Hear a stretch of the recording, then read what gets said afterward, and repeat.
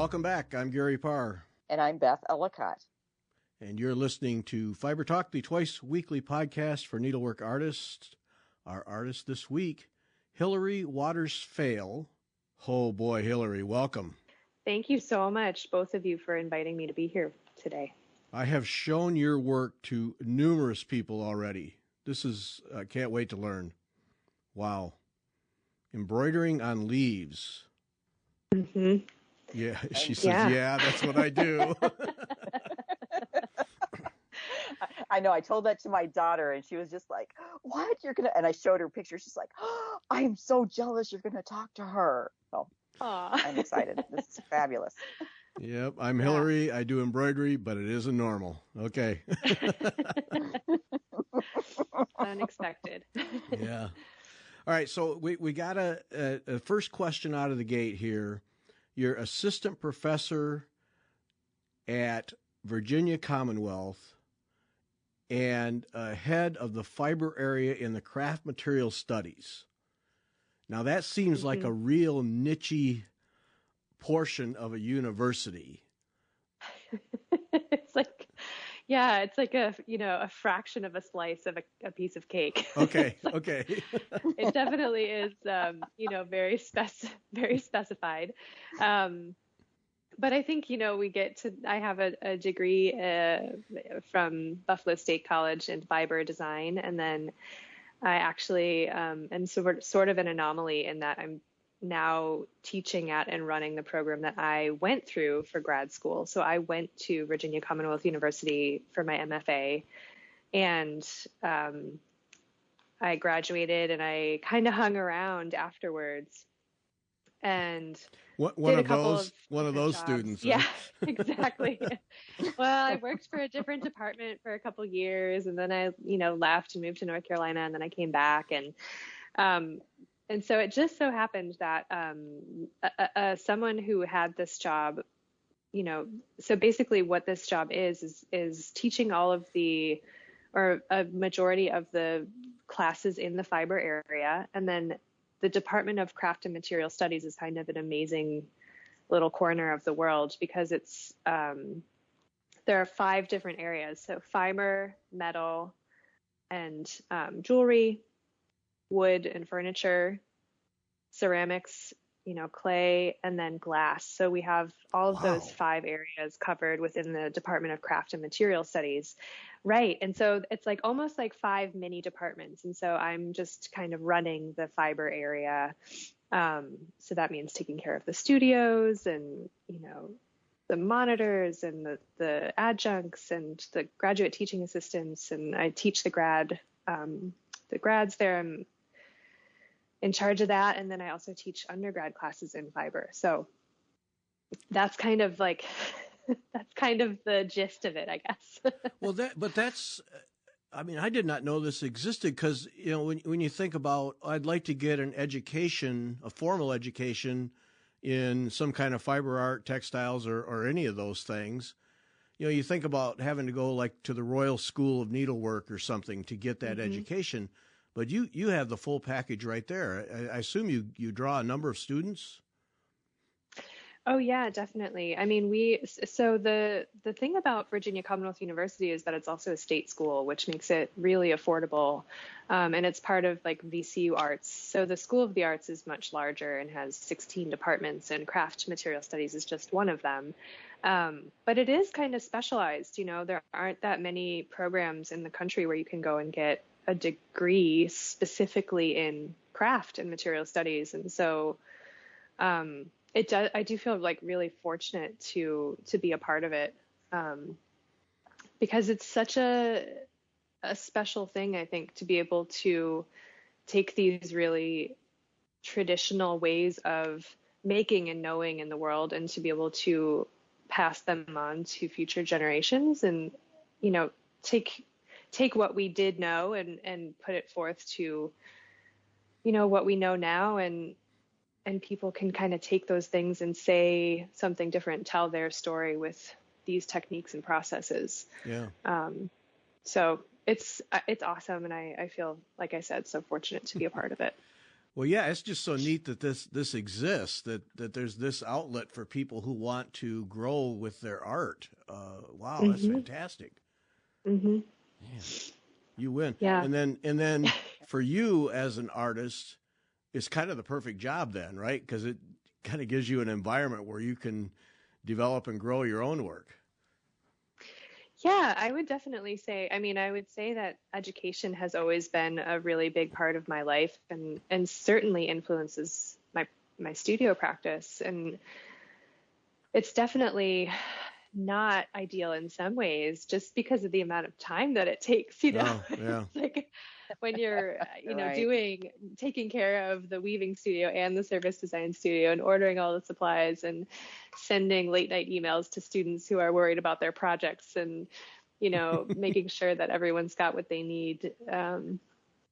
And it is a lot. It's a huge job. And so that does unfortunately take a big chunk of my time away from the studio. So that balance of,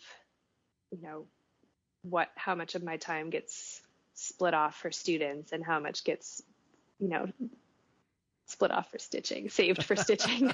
It's like sometimes the opposite of what I would like. Yeah, I imagine. Yeah. Now that, people who have I'll use the word hobby, but have a hobby that is related to their paying job, sometimes the hobby is, get me home because it's a good release. And sometimes it gets set aside and eventually fades away because it's, I've had enough of that today and I need to get on to something different. I assume for you, it's a release, it's an outlet and a way to reorient yourself. Mm-hmm. Yeah, I really look forward to getting to sit down in my studio and actually work, not on my computer. Oh, okay. Sit and stitch, Right. and I think my job is different enough. Every day I'm either teaching and I'm teaching stitching. Embroidery is only part of what I teach. It's like the whole range of felting and spinning and, crochet and knit. And then, this is an intro class, let's say. So then we do actually get to do a little bit of embroidery, but then we move on to sewing and quilting. So there's, this big range of what I'm doing and talking about and thinking about. So it does generally feel like a real treat and a relief to come home and to be able to sit down and start working on something. Okay, I'm quitting my job. I'm going back to school. I'm just going back to school. Yeah, you should. Come on. Do you find interacting with the students sometimes spurs on your own creativity, though? Oh my gosh, yeah. So that was the other part of what I was going to say was that, it does definitely impact my life. And I think so, seeing students get really excited about different fiber and textile processes is like, there is nothing better. That's, that's heaven for a fiber nerd right there. But Right. I have to say, the cool thing, one of the best things about this job is that I learn things all the time. And there are always, grad students coming in and adjuncts coming in who are coming from, different backgrounds, different parts of the country or the world and have just like this different knowledge than I have. And so I feel like I get to learn things all the time. And someone will read a book and then they'll bring it in and they'll say, you should read this book. And it's the best, it's this constant influx of just different ideas and different things that you wouldn't necessarily find on your own. So I do feel just so lucky to be in that environment where people are really excited and there's this real dialogue, around these processes and these arts. Right. That's great. Yeah, that didn't occur to me, but yeah, you get to be really in a melting pot of cultures and, really of cultures, but yeah, that can be huge for an artist to get all kinds of influences from all, ethnic backgrounds and historical backgrounds. Oh boy, what fun. Yeah. Yeah, it's amazing. It is the best. Good for you. That's great. So, all right, now making a living, You obviously have your studio and art business. Your paying job is embroidery, textiles, craft, art, all of those things. Something you started doing early in life, or is the embroidery and this art a more recent thing? No, I mean, it's always kind of been my path, I guess, since college, when I went to college for fiber design. But even getting to that point, I would say I was kind of unsure. So I guess maybe I'll just tell you a little bit about, my earlier story. And I think yeah, we sure. all do what we do because we have a story. And so I'll just tell you my story.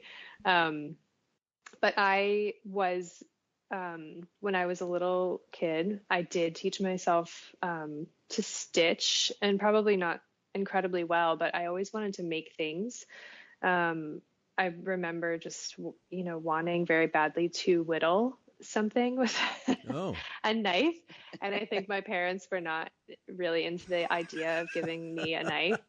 And so, a thread and needle are very accessible and very easy to get my hands on. And so that's kind of where I started. And it was this opportunity to work with a material and make something out of very little. So you could add stitching to a dress or a pillow or, something, and it would totally shift the way I felt about that thing because I had altered it in some way. And it was easy to do, and I didn't need very much, just a thread and needle.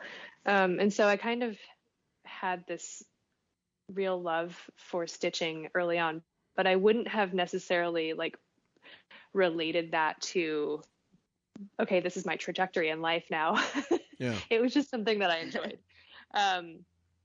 And so my family was very supportive of me as an artist at a young age. And I, went to the art gallery all the time and loved drawing and painting, but that was just, again, in my mind, a thing I did for fun. And then the other kind of part of my life at that point was being a wild child outside and building forts in the woods and learning about the birds and learning about nature. And I was very, very into that. And I actually was able to attend a summer camp when I was 14 that was centered around this idea of teaching kids about nature and how to be stewards of the land and just the ecosystem of upstate New York, which is where I grew up. So I went there, I fell in love completely. And it sounds silly to say this, but I didn't actually realize that people devoted their entire life to protecting the land. And so that kind of opened my eyes to that idea. And after that experience, I was really torn and kind of well, maybe environmental science is something that I would really like to pursue, or, biology, or, I don't know, but maybe that's the path for me. And so I kind of was torn all the way up through high school and to the point where I needed to choose where I was going to go to college. Which in hindsight, sounds so silly because I definitely could have done both. But, being a silly 18-year-old, you don't know what you want. And it just seems like you have to make a choice. And so at that point, I just didn't, I got a really wonderful scholarship to Buffalo State College. And that was very close to where my parents lived. And so I was not happy about it. Oh, and I wanted to go far away. And of course I was totally a brat. And just I was kind of crossing my arms and having that teenage angst, and I didn't sign up for classes until the day before school started. And the only thing that was left, were classes in fiber and textile design. So that's what I did. And it's just, oh my, it's kind of fell into my lap. I know it sounds ridiculous to say that, but sometimes no, it doesn't. The world unfolds as it should. I have college age students, and yes, I totally can relate to that 18-year-old angst and waiting to the last minute. Mm-hmm, mm-hmm. Oh yeah, no, yeah. It was. I mean, I look back and I'm like, gosh, I'm really lucky that things worked out the way they did. And I did not do anything to help myself. But but thank goodness. So I went through that program and I made a bunch of garbage work that was not very good. And I just didn't it was like dyeing things and weaving things. And I really enjoyed it, but it wasn't anything that like I felt amazing about. And so I actually had the opportunity to go while I was in college, my junior year, and study in Manchester. So Manchester Metropolitan University has a specific embroidery degree. So you can go just for embroidery. And I did that and I didn't know what to expect. And it just totally shifted the way that I felt about what I was doing and the discipline that I had, as far as what I was doing in the studio, and that experience just totally changed me and changed the way I looked at my work, which I'm just so grateful for. And I now have the opportunity to teach a study abroad class, and it's awesome to be able to kind of complete that circle and give back some of that experience that I had. But I fell in love with stitching in a real hard way, hard love. While I was there, I got really into insertion stitching and these kind of like needle lace joining stitches, which, looking back on that work now feels so clumsy. But at the time I was like this, I did love it. I do love it still. Not only because it's just very complex and tiny and I love that kind of work. But also just this idea of joining two things together and the sort of conceptual opening that created. And so that kind of was what I was doing. And I came back from that experience. So that ended in May, as the term does. And I came back and I had a job at the camp that I went to as a kid. So the nature camp, I am the cook. Oh boy. I had a lot of time in between meals to do whatever I wanted to do. And that was stitching. So I was kind of one day kind of casting around the kitchen, looking for something to stitch on. I had been stitching on things that I found in the UK while I was there. So I was like I did a whole project on laundry. So it was like clothing tags and the things that fall behind the dryer. So whatever that was, I would pull them out and stitch them. Oh, jeez. I love it. Which, there were some good things behind the dryer, let me tell you. But lots of socks and just little odds and ends and bits. But so I didn't have anything with me to stitch onto. And I was like, what could I stitch? And I went outside and there was just this beautiful oak tree there. And I just thought, well, maybe I'll stitch on a leaf and see what happens. And so it was that random? It was literally that random? Oh. It was literally that random. But it made so much sense. Again, it was like, as soon as I did it, I had this, it sounds so dumb, but it was like the light bulb, it was like, oh, like this is how I connect these two things that have been so important to me and throughout my life. Like, this is how I talk about what I really care about talking about, which is, being in balance in the way that we sort of relate to the natural world and the land, and thinking about that a little bit more carefully, and stitching and, these traditions, these ways of working with our hands and knowing the world through working with our hands. And so the joining stitches that I was using at that point were like literally joining these two things together. And that was the first thing that I ever made that I felt really, really proud of. So that was kind of the start of it all. So all of this wandering around and trying things and haphazardly just poking away at things all comes together while you're a cook at this camp. Yeah. Wow. Yeah. I know. it's kind of amazing when I think back on it. Yeah, it is. Well, I have to say, you just gave me an incredible idea. You just gave me an excellent idea. My sister just started, she was a special ed teacher, and she burned herself out. And she just started this year teaching at a school in Michigan where just about all the education happens outdoors year round. Wow, that's amazing. Yeah, and she is just eating it up because she's an outdoors person. And she's just eating it up. So they're out in nature. I mean, classes, everything happen outdoors. And I said, well, what about winter in Michigan? She says, we layer up. You just layer up and go do it. Build a fire to warm your hands and you go do it. And it just struck me, and she's in charge of developing her curriculum and what you do. Oh, I gotta show her now, because this could be another part of what her curriculum is this very kind of thing. Oh boy. Wow. What fun. Yeah, it is fun. I mean, it's fun, and it's amazing to get to just, do the things that I love doing and talk about what I want to talk about. And so your maturity moment then happened in Manchester. That's when you started to straighten up. Yeah, that's when I right. stopped being an angsty teenager, I think. We all have that moment. Yep.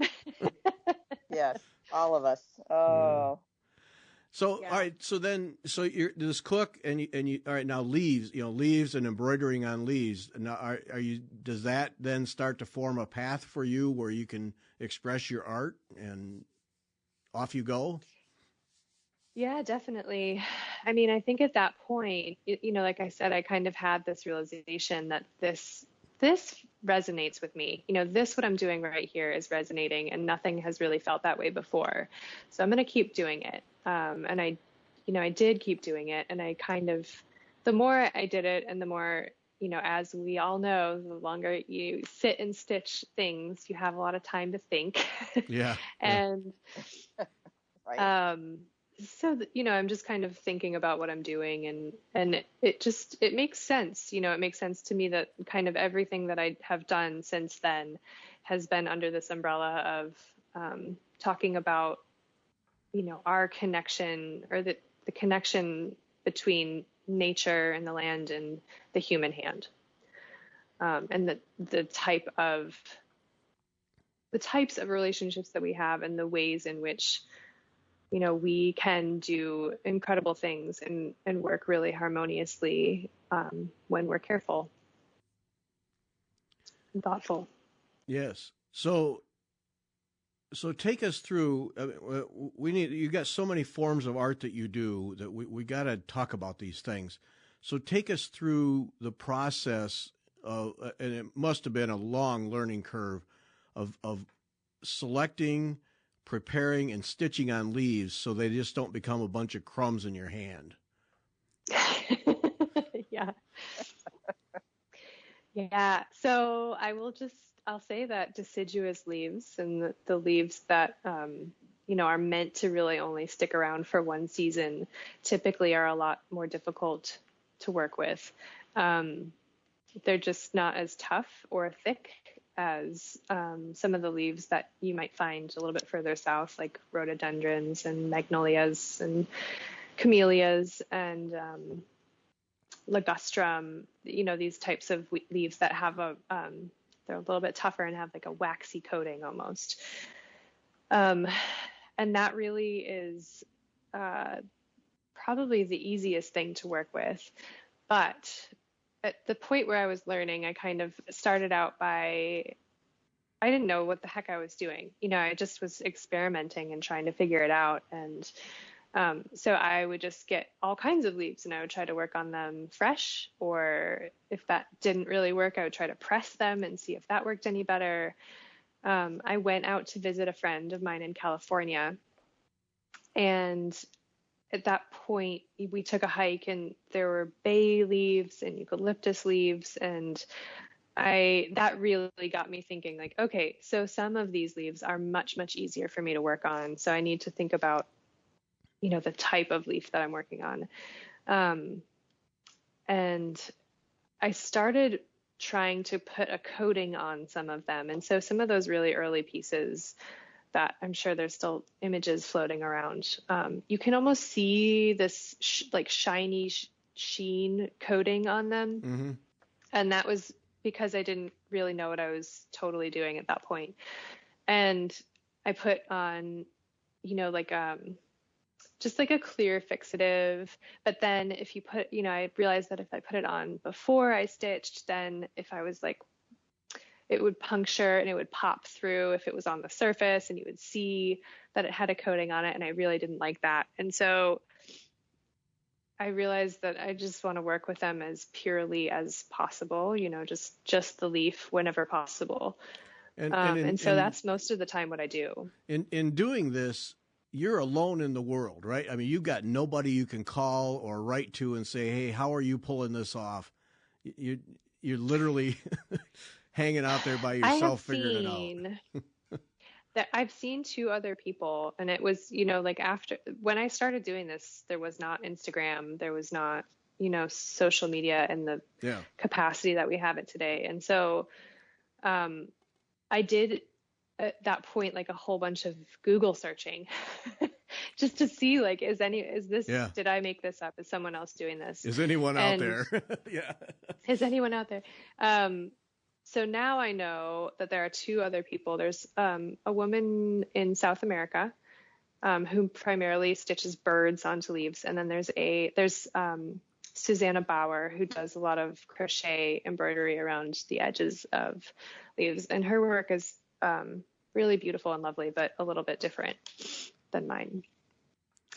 And so, there's not really a community of people doing this. So I kind of did figure out a lot of things on my own, and that's fine because, I think we got to start a new organization, the Leaf Embroiderers Guild of the World. That's right. Yep. So the science of just simply figuring out what leaves to work with was a huge hurdle. It was fun, Yeah. And certainly I broke a lot of leaves in the beginning and didn't, it's like, it is what it is, but then you can just put it in the compost pile and it goes away. Right. It goes back to the earth and it's fine, which is an aspect of this that I love.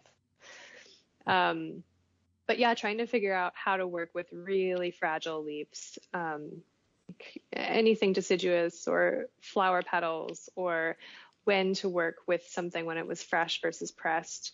All of that was kind of discoveries that keep it interesting. I'll say that. Yeah. The as you're doing that, so when you start to go like California and you start to see other leaves, then is it now off to the botanic garden or whatever to see just what's available? And a lot of experimenting, or do you find a couple of leaves that work and then lock in on the embroidery? I mean, I have found certainly, I do collect leaves where I go, if I go somewhere, and I try to, if I'm going to a botanical garden or something, I try to get permission, or even the parks around here, I try to get permission just so that, people don't feel like I'm coming and fruiting things. But I definitely try to be really respectful to the plants that I'm taking from, and just, be a good plant ally also, and think about when it is in the season for that plant and what I'm taking. Is it a fresh leaf? Is it a leaf that's been around for a couple years and is going to be let go? Have I taken too many from this one plant? So I just, I try to be really careful about that. But more often than not, I'm just walking around my neighborhood and, taking a leaf from this tree and a leaf from that tree and something from this bush or whatever. And that's great because, again, it's like, I love accessibility. I love the ease of just being able to do that. But absolutely, there are special leaves, and there's still, I've barely scratched the surface. Yeah. So right. Lots more to look at. Yeah, I mean, I got to believe that tropical leaves, I mean, so many of them are just gigantic that to be able to, to latch on and experiment with some of those too. Mm-hmm. Yeah, I'm thinking now of places I've been in the South and what leaves. Yeah.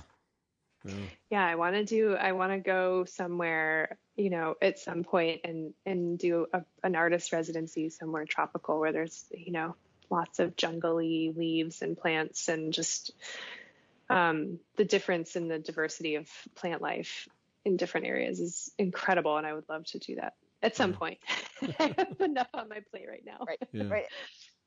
And I would think that would also, going to a different country, where it's tropical or something would also influence your art too. I think it would influence what you actually did on your leaves. Oh, absolutely.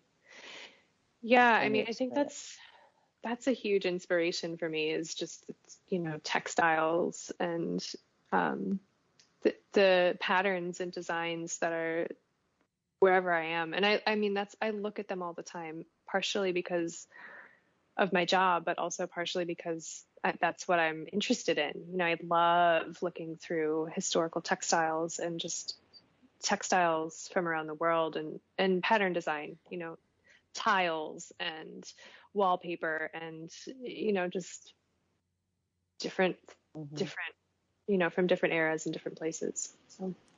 So, all right. So you find a leaf that works. And then now we have to determine needle and thread. That had to be yet another level of experimentation.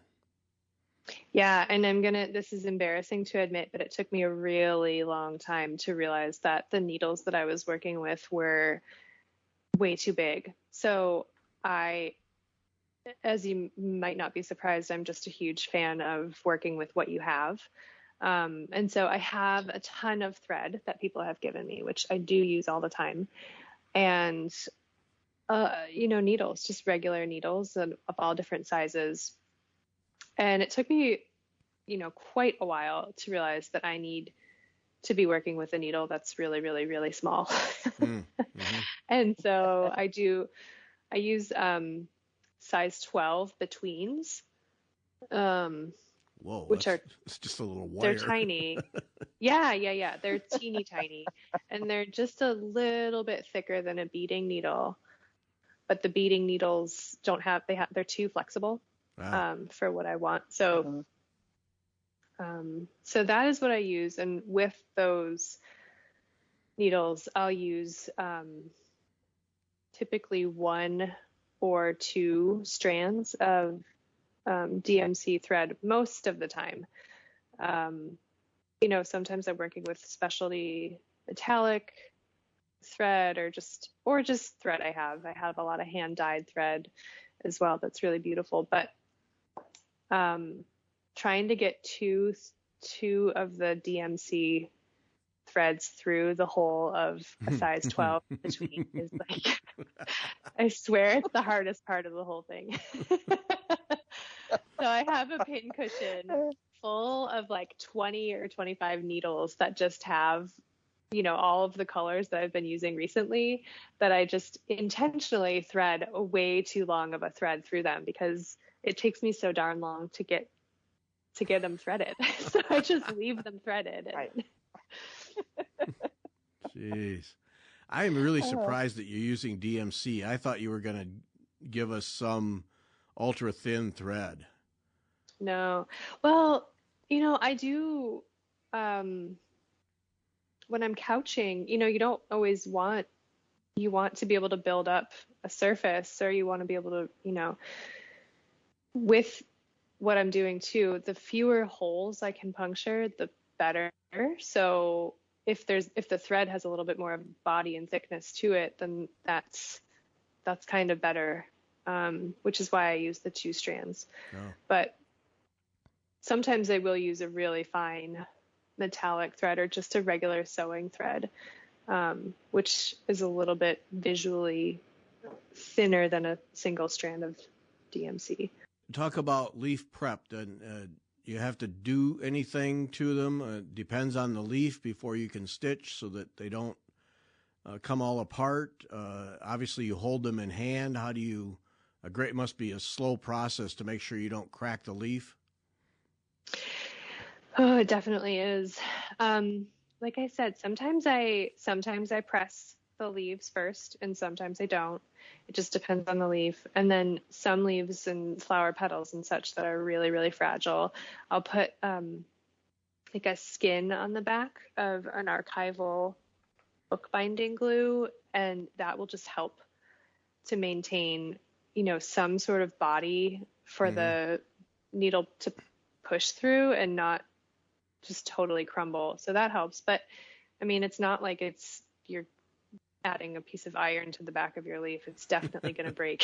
So, and the saddest thing is, I have to say, yes, I'm holding them in hand, obviously no hoop. So they do, I mean, the silly thing is that sometimes more frequently now than, accidentally cracking it with a thread or the needle, it's my own clothing or, something that I'm wearing that just gets caught in what I'm doing. And that has happened a couple times, and it just feels like incredibly stupid that's how I broke something, but it happens. So, all right. So then obviously care all the way along as you're stitching, but then as you get more advanced with the current design, you're really being careful you don't break that leaf, because then everything's lost. Exactly. Yeah, you really can't recover. Yeah. Which is unfortunate. Yeah. Does the leaf dictate the design, or do you have a design and then look for a leaf that will be the best ground cloth, if you will, for it? How does that exchange work? That's a really good question. I think, I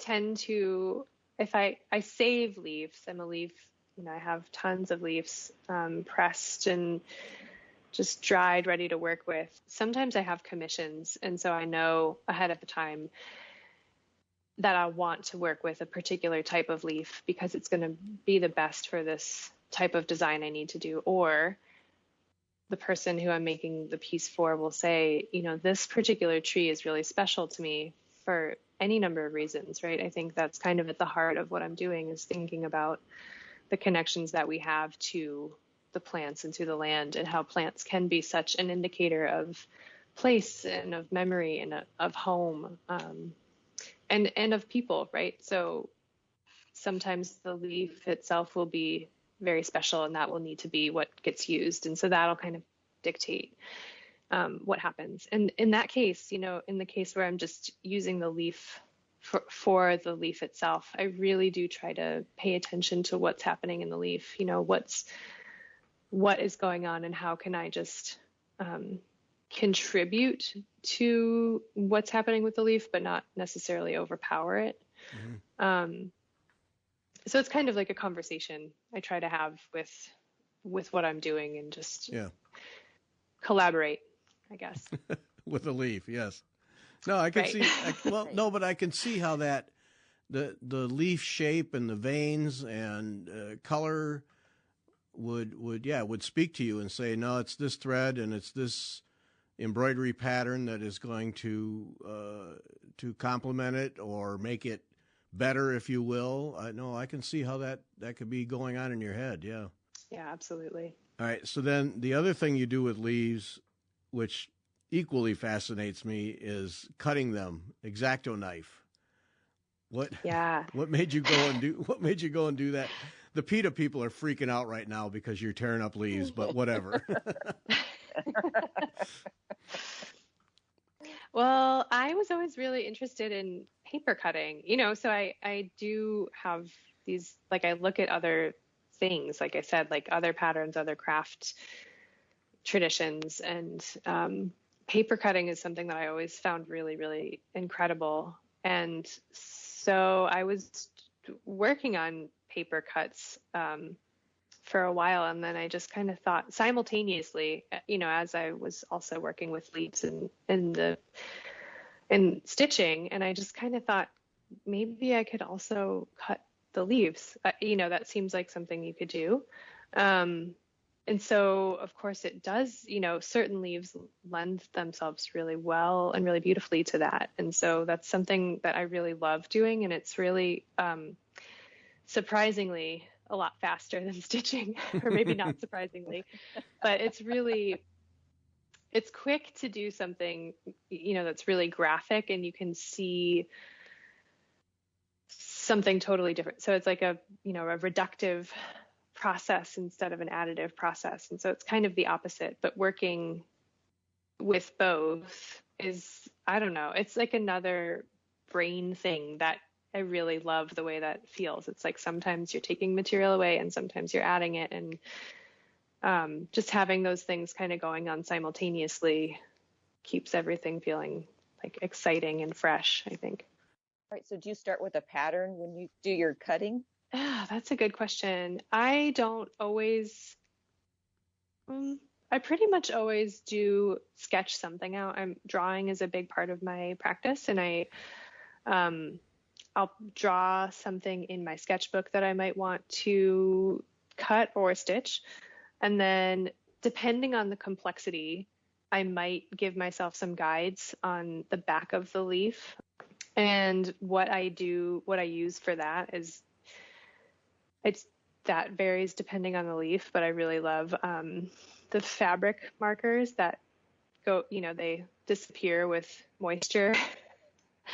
So those I tend to use a lot, but they're not appropriate for every leaf. So sometimes there's not really a great way to transfer design with like a writing utensil. And so I will, this process is a little bit arduous, even talking about it, but like I'll transfer the design out of my sketchbook onto a piece of tracing paper, and then I'll put that over the top of the leaf, and then I'll prick the whole design like you would prick and pounce with like a chalk onto fabric, but there's no pouncing. So it's just the pricking, and that's enough to give me a guide and an outline for where I want to cut or stitch. So basically a perforation that you then cut. Yeah. Exactly. Yep. Exactly. Oh, jeez. Yeah. I love that you're figuring all this stuff out, as you go. Yeah. There's no kit to buy at a store. No. I mean, I figured that out because I really wanted to start doing black work, or counted, any kind of counted thread work. But when there's no threads to count, you have to come up with a grid somehow. And so that kind of pushed me to figure out how to work with a grid on something that doesn't have a grid inherently. Yeah. So, all right. So it's disappointing to me that deciduous leaves are not good ground cloth, because you would think that, particularly in the fall, that you'd just love to latch onto the reds and the oranges and yellows and use those, but just generally don't hold up well enough to do these kinds of things. They do. I won't say that they don't. They just are much more fragile and a little bit more difficult to work with. Okay. And they tend not to, they'll hold their color to some extent, but it always shifts. The color always shifts, and that's definitely part of the piece. It's part of the work is that it's organic and it will have a life. It does have a life. Yeah. Continuing its life, but just in a little bit of a slowed down capacity, I guess. But that shift in color is something that I try to anticipate, or at least think about when I'm going to choose the colors that I'm working with. But yeah, the deciduous leaves are gorgeous, and some of them, I have used lots of them, but they're not the easiest. Oh, okay. I'll just say that. Now, when it comes to a finished piece, and then you want to frame it, put it in a box or something, do you have to do something to the finished piece to make sure it holds up over time, or does that happen just because of what you selected when you put it together? No, that's definitely, so when I'm, if I press them ahead of time, they're pressed. And if I haven't done that, then I will press them as I'm working on them and afterwards. And so the idea with pressing a leaf is that you're allowing the moisture to leave at an even rate, and that's going to stop it. And it's also under tension and pressure. So that's going to kind of stop it from wanting to curl up as much as it dries out. And it should just hold that position. And there are specimens in herbariums that are hundreds of years old, but certainly they're, incredibly well preserved and in the exact right conditions. So what I'm doing is, a couple steps down from that for sure. So I'm just pressing them, making sure all the moisture is gone, trying to make sure as much as possible that there's no insects or insect larvae that could come back and wreak havoc in the future. Right. And then they're framed, on archival materials and behind museum glass. So they're protected from, to the best extent, they're protected from UV light and air and moisture. They'll break down eventually. I think it'll probably be they'll last longer than I will. Okay. But yeah, they're not going to be around forever and ever. Now, and that's okay. Yeah. Did I see examples of your art where you combine cutting and embroidery in a leaf? Or am I making that up? Okay. No. There's a couple of those. There's a couple of those, definitely. And it's not something that I decided to stop doing. I think I did some, and it at the time wasn't as interesting to me, so I just moved on. But it's definitely something I would go back to in the future. Yeah, interesting. Other challenge. All right, now another part of your art, and I can't determine which part blows me away the most, but the work that you do with snake scales from skin that has been shed, molting, and then taking feathers apart and using those to do line art. Number one, it's the vision. I struggle to relate to people like you who can see the art in those things and see the opportunity to create art. So that's not me. And so I just admire that to no end, that you can just pick that stuff up and say, all right, this can be something else. How do those two come into play? It just walking around looking for leaves and you see a feather and say, hey, let me see what I can do with this? I mean, to some extent, yeah, but I also have always, in my life, kind of like being outside and just looking at things closely. I have a large collection of feathers that I've found, and, they're just the objects that you pick up have some kind of, there's a reason that you pick them up, right? You find them beautiful or meaningful or interesting or something. And so kind of just thinking about the inherent meaning in material and what the material can do and what it can say is something that I do think about a lot. And I started doing that, actually. It's a little bit of a story also, but I had a friend who passed away and my grandmother passed away, right, very close to each other. And so in the wake of that, I kind of was like, I had no idea what to do. I was totally devastated. And I didn't really feel like doing any artwork. I wasn't sure what the point of it all was. And so I was out running on Christmas morning, actually. And this was in Buffalo. And it was snow, beautiful, crisp, fresh snow. And as I was running, there was a dead cardinal right in front of me on the path. And, and you can imagine, like, it's just so striking, this white snow and then just this bright red male cardinal on the ground. And it felt like some kind of gift. And that's, I just felt like I needed to pay attention to that. And so I picked it up and ran back with it. And my mom was, like, you did what? Your poor parents. You want to put that where? Parents, an entire year with this daughter. I know. From the day she was born, you know, she has just been, asking for knives and bringing home dead birds. There's a saying about cardinals, you know, and it's just one of those things that, you know, people say, but that when you see a cardinal, it's someone who has passed away saying hello. And so that was so on my mind at that moment. And I was, you know, just like, oh my gosh, you know, like, this is what this is. So I've never in my life of, you know, watching birds, paying attention to birds, going on hikes, seen a dead cardinal.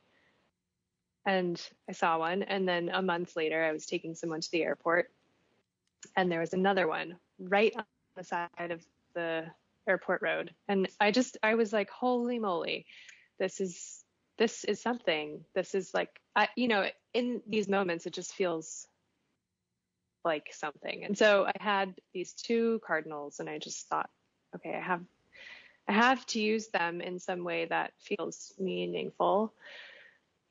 And I was just thinking about, when someone passes away, we have the memories, we have the feeling of them, but we don't have them anymore. And so it's this transition of something that was into it, you know, they're still there, they're still with us, but it's unrecognizable as far as the physicality goes. And so I was thinking about that a lot as I was taking these feathers and pulling out every single thread on the feather and gluing it back down. So like everything is still there, but it's just arranged in this way that feels totally different. And, you know, the circle, I use these kind of never-ending circles a lot in those pieces. And that was definitely a meditation on, you know, just life and death and the continuation of energy and, you know, the years and the orbits around the sun and all the things, you know, the seasons. And so that's kind of what those pieces were about. And the snake scales came a little bit after the feathers. I started using snake scales instead of feathers because, you know, it was, I should have known better, but of course there's the Migratory Bird Act, which prohibits using any type of feathers of birds that are protected under the act, which are pretty much every bird that you would find here except for, you know, European starlings and game birds, game fowl. And so all of those works that I've done with the feathers that are anything but chicken feathers, all, you know, I shouldn't have done them basically. So I was kind of just like, okay, I'm going to move on from that and because I don't want to be promoting, you know, using these materials in a way that is, you know, right. I'd rather use something so I started using the snake scales, which, you know, again, I have snake skins from just finding them and picking them up, and then people send them to me and people save them for me. And so I have a lot of snake shed skins. And I kind of, you know, they have their own kind of meanings and their own kind of symbolisms and ideas that go along with snakes, which I love. I love, you know, that idea of transition and shedding your skin and moving forward and changing and becoming a new version of yourself. And also just thinking about what you leave behind when you do that. And, you know, this continual kind of idea of rebirth so I love the snake scales, but that's, you know, very much the same process of having a snake skin and with jeweler's tweezers, pulling every scale off and dipping it into glue and then gluing it back down to paper. The community of people you've created, starting with your parents, of people who support you by sending you snake skins and other things. What are you sending that? Who is this you're sending this to? Oh my gosh. Yeah, it's amazing. It's amazing. Truly, truly amazing. And I got that last year, someone sent me this incredible box. I mean, she just wrote to me and she said, I'm downsizing, you know, my house, but I've had a lifetime of walking through the woods and finding treasures, and you seem like a person who should have them. And so she just sent me this box full of feathers and snake skins and strange leaves and insect parts and just, you know, bits of fur and just like curious nature treasures that, yeah, I was like, this is incredible. What an incredible thing to be connected to people, through the materials that I'm using. As you're talking there, and I'm thinking about your parents, that has to, I get a sense, supportive, understanding parents that bring you up in an environment that allows your mind to work like this. Mm-hmm. Yeah. Yeah. I'm so lucky. Yeah. My parents and my grandparents, and my whole family really has just been incredibly supportive and encouraging. And yeah, I do feel incredibly lucky. Yeah. Yeah. We see that in a lot of artists where it's that foundation, that family foundation of, if nothing else, understanding, but support and providing opportunity that plays such a significant role in the success. Yeah. Mm-hmm. Yeah, absolutely. Now, another piece of art in this long list of your of your forms of art is your blueprints, and then you have the wall mural installation. Where is that at? Talk about all that and how that came to be. Oh my gosh, yeah. So the blueprints, they are cyanotype prints. So that is the first way of creating a copy of something, a blueprint, before there were copy machines or anything like that. And that involves coating paper or fabric with a combination of two different iron salts that become sensitive to UV light. And so when you put something in front of the paper, it's going to create a shadow. And wherever the shadow is, the light does not touch, and that chemical will wash right away. So it doesn't really bond with the paper unless it's hit by the rays of the sun. And so when I'm using this process, I'm using it in conjunction with botanical material that I'm, going out and collecting, usually from one specific area. And I'm making these almost mandala-like forms. Again, that circle that I use, a lot in my work. But thinking about, almost creating like a thumbprint for this, all of the plants and everything that's growing in this one area. And so when I'm doing this, I'm not being, it's trees, it's weeds, it's anything that's in the garden, it's flowers, it's parts of flowers, anything that is there is what I'm collecting. And then all of that gets pressed and laid out in this pattern. And I try to, when I'm doing that, I, kind of generally lay out the pattern, and then I'll glue part of it down, and then I'll go back in and add more. And then I'll glue that down, and then I'll go back in and add more. And I'm gluing it down to a piece of clear acrylic. So just kind of like plexiglass. And that to me is sort of talking about, like these, the way that everything fits together is sort of a metaphor almost for, the complexity of the ecosystem and the biomes and, just the interconnectivity between everything. And so once I finish that portion, the pressing and the laying everything down on this plexiglass, this acrylic, then I'm ready to go ahead and print it. So I'll take that and I will lay that right down on the paper that has been coated with those iron salts. And that will kind of create a blueprint of, whatever it is that I'm printing. So it's this mandala, like, fingerprint of this one area or one garden or, cemetery, whatever it is. And what I love about this process is that the entire thing is powered by the sun. It's like the printing process itself wouldn't be possible without sunlight. And the paper is cotton, and that is obviously, coming from cotton plants that are grown outside in the sun. And the plant material that I'm using is, nourished by the sun. And so all of it it's like, again, this idea of connectivity and just everything being connected through plants in the land. And so that's, something that I've been thinking about a lot lately. And that has also been part of these larger, I guess, kind of what's influenced these larger scale public arts projects that I've been doing and thinking about, which that mural that you mentioned is one of them. And that's in Buffalo, New York. So that was a project that I did a couple years ago before the pandemic. And it was during the garden walk. So the great thing was that everyone got to participate. So you could come up and make a print for yourself and make a print for me.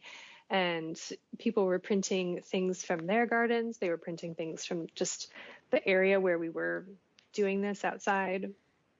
And then we had lots of different, plants there for them to choose as well, that were native and non-native, and just, this idea of a garden and how that sort of can also be a metaphor for community and city. And we did it in a couple different locations. And one of the locations really it was right near where the mural actually is. And there's a really diverse community there. And so that was lovely because, the plants that people were using were really different, and they were, kind of speaking to the different places that the community there is from. And so, all of these different references to home and to food all through the plant life that's being represented in that mural. So that being said, all of those prints were culminated and then arranged into this kind of grid-like structure, which to me kind of references quilts too.